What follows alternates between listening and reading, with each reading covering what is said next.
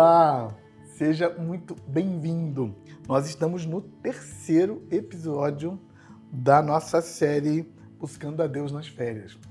E eu imagino que se você está no terceiro episódio é porque você já viu o primeiro e o segundo. Se você não viu o primeiro e o segundo, veja, faz esse favor para você.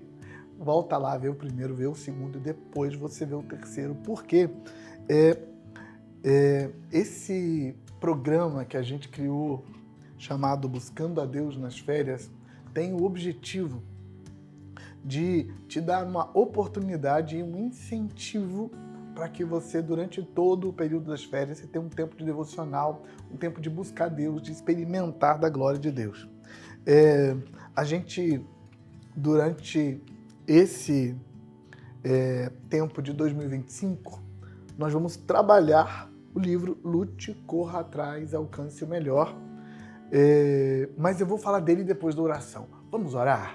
Porque, como disse o apóstolo Paulo, antes de tudo, faça oração. Vamos orar pedindo a glória de Deus sobre nós?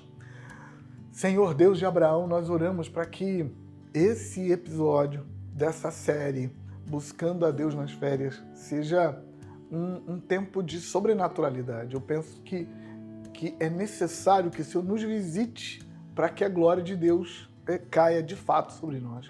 Por isso eu clamo a Ti, meu Senhor, para que desse lado da tela o poder do sangue de Jesus se manifeste, cancelando todo o direito das trevas contra nós. Do outro lado da tela também o sangue de Jesus cancele todo o direito das trevas no ambiente que teu filho, que a tua filha está participando desse momento. Eu clamo também, Pai, para que no ambiente virtual, onde nós nos encontramos dentro da internet, que a tua glória cancele o mal, que o poder do sangue de Jesus cancele o mal. E eu oro, Pai, para que protegidos pelo Senhor, pelo sangue do Cordeiro, protegidos pelos anjos guerreiros, que o Senhor nos conduza nesse terceiro episódio, nos fazendo receber do Senhor a revelação necessária para esse tempo. Deus, que a glória do Senhor fale conosco através da palavra, em nome de Jesus. Amém. Amém. Sabe, na edição 2025 dessa série Buscando a Deus nas Férias, a gente está trabalhando esse livro. E eu já te falei, mas vale a pena falar de novo. Se você não viu o episódio número 1 e o episódio número 2, veja antes de seguir com o 3. Inclusive, são episódios curtíssimos, são 20 minutos de vídeo. Você consegue maratonar a série toda rapidinho. Então, volta lá, ver o 1, o 2, para você poder pegar o 3, porque a gente está fazendo uma sequência, tá bom? O livro Lute, Corra Atrás, ele nasce de uma necessidade de um tempo em que os crentes estão confusos sobre se eles devem embarcar nesse frenesi de correr atrás, de alcançar mais, ou se eles devem deixar isso como uma coisa pecaminosa e errada. Esse livro vem trazer uma palavra de equilíbrio sobre, sim, gente de Deus, pessoas de Deus lutam e correm atrás e alcançam o melhor.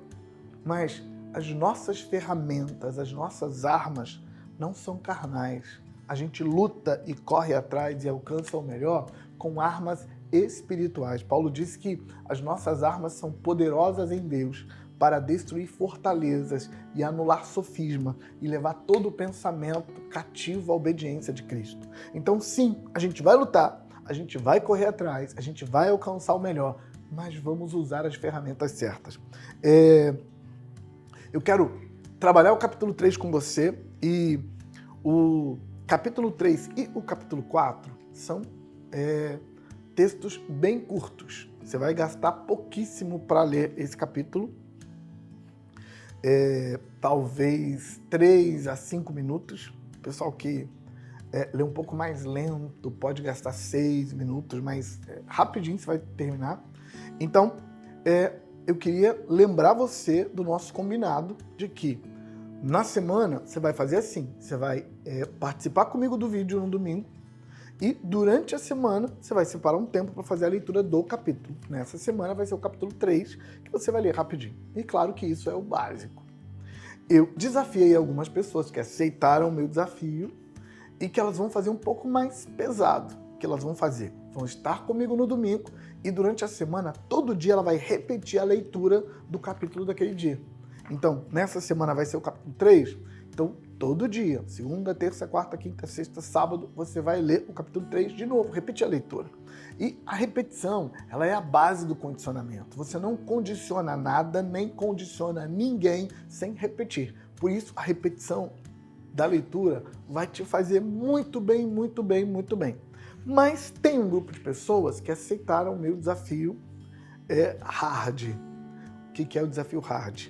É que você participa comigo do vídeo no domingo e durante a semana, cada dia, você lê o livro inteiro. Mas não se assusta não, você lê esse livro aqui todo, olha que livro finíssimo. Você lê esse livro inteiro em, no máximo, meia hora, 40, 45 minutos. Uma pessoa que é mais lenta para ler, ela vai demorar talvez uns 40 minutos. Então, pensa que no desafio hard, você gasta 20 minutos no domingo e, vamos exagerar, 40 minutos todo dia para Deus. Ele merece mais e durante as férias eu acho que está de bom tamanho. Mas, entende, tem um desafio mais leve, um capítulo uma vez na semana, um desafio mais pesado, esse um capítulo repetido todo dia da semana e o desafio hard que é ler o livro todo dia da semana. Tá desafiado. Capítulo 3 é o capítulo de agora. Vamos para a página 35, que é onde começa o capítulo 3, e é nesse versículo que nós tiramos 4 sentenças que te separam da bênção que Deus tem para a sua vida.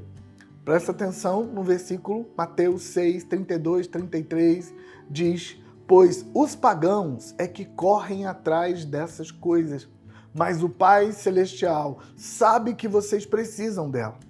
Busquem, pois, em primeiro lugar o reino de Deus e a sua justiça, e todas essas coisas lhes serão acrescentadas. Nós já falamos lá no começo, no primeiro vídeo dessa série, que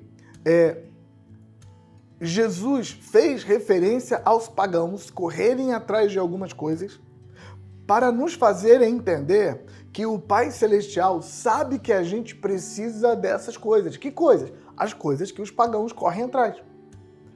E Jesus está dizendo que nós não vamos correr atrás das mesmas coisas que os pagãos correm. Por que não? Porque o Pai Celestial vai cuidar delas para nós. Nós vamos correr atrás de 4 sentenças e enquanto nós corremos atrás dessas 4 sentenças, todas essas coisas nos serão acrescentadas. Que coisas que Deus vai nos acrescentar enquanto nós corremos atrás dessas 4 sentenças? As coisas que os pagãos estão perseguindo. A gente não precisa perseguir e ainda assim a gente vai ganhar porque a gente está perseguindo outra coisa. O que Deus nos chama para perseguir? 4 sentenças que estão nesse versículo. Nesse versículo, a primeira sentença está na palavra buscar. A segunda sentença está na expressão primeiro lugar. A terceira sentença está na expressão reino de Deus. E a quarta sentença está na expressão sua justiça. Busquem, pois, em primeiro lugar, o reino de Deus e a sua justiça. E aí, se você buscou, em primeiro lugar, o reino de Deus e a sua justiça, todas essas coisas vos serão acrescentadas. Que coisas? As coisas que os pagãos estão correndo atrás. Aqui, no capítulo 3, a gente pegou a sentença reino de Deus. Reino de Deus, que está aqui na página 35, precisa ser compreendido porque essa é uma expressão um pouco confusa na Bíblia. Na Bíblia tem reino de Deus, reino dos céus, reino do céu, e muitas vezes, no próprio texto, reino dos céus está falando de reino de Deus, e outras vezes reino de Deus está falando de reino dos céus. Mas uma coisa que eu falei no livro, vou falar aqui no vídeo, é que eu não tenho tempo para aprofundar isso. porque o nosso tempo é contado. A gente estabeleceu que esses vídeos de férias não podem ser muito compridos. Então, não vai dar para aprofundar isso, tá joia? Então, vira o seu livro aí para a página 36 e acompanha comigo os 2 primeiros parágrafos da página 36. Olha aí. Sendo assim, eu quero ser simplista de propósito e dizer que reino dos céus se refere ao mundo espiritual com todos os seres espirituais da luz e das trevas em sua capacidade de influenciar os destinos dos homens, e reino de Deus é o governo de Deus quando esse governo é imposto pela soberania divina ou é recebido de forma voluntária pelos seres humanos. Considerando que o Altíssimo, em última instância, governa o mundo espiritual, o reino dos céus, pode ser que num certo contexto essa expressão seja intercambiável com reino de Deus, mas, como já disse, não pretendo aprofundar isso. Então, pensa assim. Reino de Deus é quando Deus governa. Reino dos céus é o movimento e as influências de anjos, demônios, principados, potestades sobre o nosso mundo. Eles estão influenciando o nosso mundo. E essa influência deles no nosso mundo, mudando coisas, influenciando pessoas, movendo governos, essa influência deles no nosso mundo é chamada de reino dos céus. Em Efésios, capítulo 6, versículo 12, Paulo chama o reino dos céus de regiões celestiais. Lá ele diz assim, porque a nossa luta não é contra carne e sangue, nossa luta é contra principados, potestades, governadores do mundo das trevas, exércitos espirituais da maldade que operam nos lugares celestiais. Lugares celestiais aí, ou regiões celestiais, é a mesma expressão de reino dos céus. Ou seja, nessa região chamada reino dos céus, anjos e demônios influenciam o mundo a partir desse lugar. Mas não dá para aprofundar, não. A gente não tem tempo para aprofundar essa diferença entre reino de Deus e reino dos céus. Mas, volta para a página 36, no próximo parágrafo, eu coloco assim, ó. Para o momento, apenas pense assim, quando Deus governa uma vida, quando Deus governa uma família, quando Deus governa uma célula, uma equipe, uma igreja, quando Deus governa uma cidade, quando Deus governa um país, as coisas mudam e mudam para melhor. Isso é fato. E nesse momento a gente tem o reino de Deus atuando naquele lugar. Então, o reino de Deus pode atuar na vida de uma pessoa, ela pode atuar na vida de uma família, ela pode atuar na vida de uma igreja. E quando isso acontece, é quando? Ou as pessoas voluntariamente quiseram esse reino e Deus trouxe o reino sobre elas, ou Deus, por alguma razão da soberania dele, impôs esse governo e está conduzindo. Então, governo de Deus implica quando Deus está governando. Para a gente aprofundar só um pouquinho essa ideia, a gente precisa entender uma questão com relação a essa dispensação. Por quê? Porque nós não estamos numa dispensação onde Deus governa o mundo. Estamos numa dispensação onde Deus governa indivíduos, onde Deus governa pessoas, famílias. Talvez até uma cidade inteira aconteça de ter um governo geral de Deus ali. Mas, no geral, o governo do mundo ainda não está na mão de Deus. Eu queria chamar a sua atenção para a página 37, onde eu coloco um versículo tirado de Atos capítulo 1, versículo 7. Só virar a página, na próxima página já. Página 37, no meio da página eu coloquei Atos 1, 7, na Bíblia de Jerusalém. Está escrito assim, ó. Não compete a vós conhecer os tempos e os momentos que o Pai fixou por sua própria autoridade.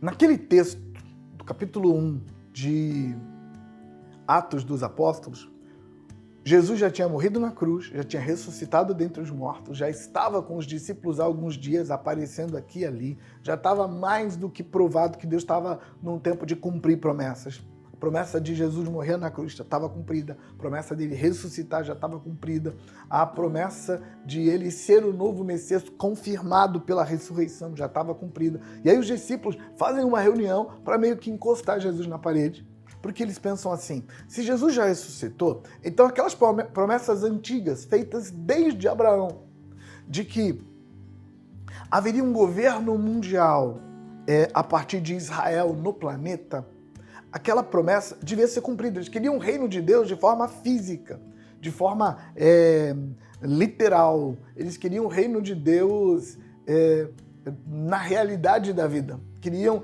que Roma fosse submetida ao reino de Deus, queria que os gregos fossem submetidos ao reino de Deus, que o mundo inteiro se dobrasse perante a Jesus como rei. Era isso que eles queriam. E aí eles perguntam para Jesus, Jesus, e aí, já chegou a hora de que o Senhor vai restaurar o reino a Israel, que o Senhor vai colocar Israel para governar o mundo?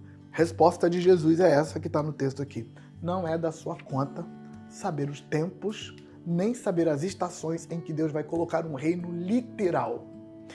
Mas tem duas coisas nessa questão. A primeira é que Jesus não está dizendo que não vai ter um reino literal. Ele está reafirmando a ideia de um reino literal. Ele só está dizendo que não deu a hora ainda de ter um reino literal. A segunda coisa que Jesus está dizendo é que enquanto o reino literal não chega, a gente devia parar de se perguntar sobre o reino literal e perguntar sobre o reino individual. Perguntar sobre Deus reinar sobre mim, sobre Deus reinar sobre minha casa, sobre eu ser agente do governo de Deus. Aqui tem uma pergunta que não quer calar quando a gente fala que Jesus está mandando a gente buscar o reino de Deus, a gente tem que responder o seguinte, se não está no tempo ainda de Deus governar o mundo, quem está governando? Porque alguém está governando. E quem é se não é Deus? Eu coloco no livro aqui, na próxima página, alguns versículos para mostrar para você. Eu não vou ler esses versículos porque o nosso tempo já foi. Mas eu coloco alguns versículos aqui para mostrar para você que Satanás, por causa da queda de Adão, é o Deus deste século, é o príncipe deste mundo, é o governo. É por isso que o mundo está essa bagunça, essa desgraça cada vez pior, porque quem está governando o mundo é Satanás. E eu falo sobre isso no capítulo, você vai ler e vai entender isso. Então, até o dia em que chegar o momento que Deus marcou para tomar esse governo literal, esse governo de realidade do mundo, das mãos de Satanás e passar para Jesus, até esse dia, nosso chamado é viver num mundo de trevas sendo luz. Viver num mundo de podridão sendo sal. E sendo sal e sendo luz, eu sou o reino de Deus no mundo. Buscar o reino de Deus, portanto, é buscar que Deus me governe cada vez mais, que Deus governe meus impulsos, minhas sensações, meus desejos, minhas ambições cada vez mais, e que nesse governo de Deus em mim, eu seja uma marca do governo de Deus no mundo. Eu preciso andar por aí sendo o governo de Deus. E eu preciso deixar que Deus governe minha vida em todos os sentidos. Então, quando Deus nos convida para que eu lute pelo governo de Deus, eu corra atrás do governo de Deus, eu corra atrás do reino de Deus, não é uma luta para fazer o reino de Deus dominar o mundo, porque ele disse que isso não é da minha conta. É uma luta para fazer o reino de Deus dominar minha vida, dominar minha casa, dominar minha família, para fazer o reino de Deus através de mim se implantar na vida de outras pessoas que vão querer o reino de Deus porque viram ele na minha vida. Eu quero encerrar a página 40, esse parágrafo que vem logo depois do versículo aí na página 40, eu quero encerrar com ele. Olha assim. Além de lutar contra as sensações e circunstâncias operado pelas trevas que tentam me convencer a não deixar Deus governar, é necessário lutar também contra mim mesmo, contra meu próprio sistema que tantas vezes quer governar. O meu sistema quer ser o dono das coisas, quer segurar os fios das marionetes da vida, ou pelo menos os fios da marionete que sou eu, que é a minha própria vida. Queremos segurar e controlar os fios quando exigimos entender tudo, quando exigimos manipular tudo, quando exigimos controlar pessoas, quando exigimos levar tudo para o ponto exato que planejamos. Mas é justamente assim que deixamos o nosso Deus fora do governo de nossas vidas e nos tornamos deuses de nós mesmos. Se eu quero todas as coisas que Deus tem para mim, preciso deixar Deus operar o governo dele sobre mim. Então, buscar o reino de Deus implica entender que tem dois governos operando simultaneamente sobre o mundo, dois governos que vão invadir e controlar aqueles que os escolherem. Você pode escolher o governo das trevas e você pode escolher o governo da luz sobre você. Sabe quando o apóstolo João escreveu a primeira epístola de João, no capítulo 1, versículo 5, quando ele disse assim: a mensagem que vos pregamos desde o começo é essa: Deus é luz e nele não há treva nenhuma. Ele ama a justiça e odeia a iniquidade. Se dissermos que temos comunhão com eles, mas nós vivemos nas trevas, somos mentirosos e a verdade não está em nós. O reino de Deus para o qual eu devo correr atrás, eu devo perseguir, é Deus governando minha vida, Deus governando meus instintos, Deus governando minhas emoções, Deus governando meus impulsos, Deus governando meus desejos, Deus governando tudo que eu tenho, governando meu dinheiro, governando meus bens, governando meus sonhos, minhas ambições, Deus governando tudo. Mas o legal é que quando Deus governa tudo em mim, através de mim, Deus governa outras instâncias. Por exemplo, algumas pessoas vão olhar para mim e perceber que eles querem viver o que eu vivo, e aí Deus governa a vida deles também. Mas o reino que eu persigo é deixar Deus me governar em todas as instâncias. E aí, quando isso acontece, Jesus diz: todas as coisas vos serão acrescentadas. Quando você tirar os olhos de todas as coisas e colocar os olhos em Deus, Deus vai botar os olhos dele em todas as coisas e trazer para você.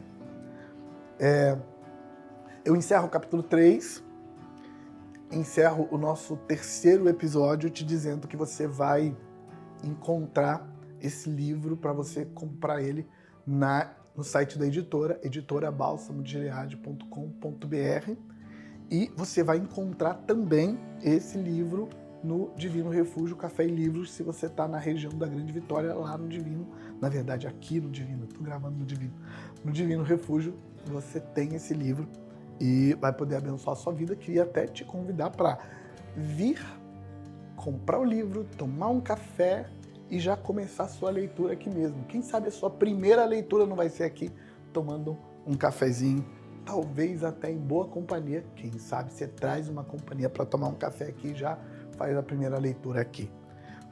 De qualquer forma, Deus abençoe você. Estamos encerrando. Que a graça de Deus alcance sua vida. E domingo que vem, estamos aqui de novo para o quarto episódio e o quarto capítulo. Deus abençoe sua vida. Até domingo que vem.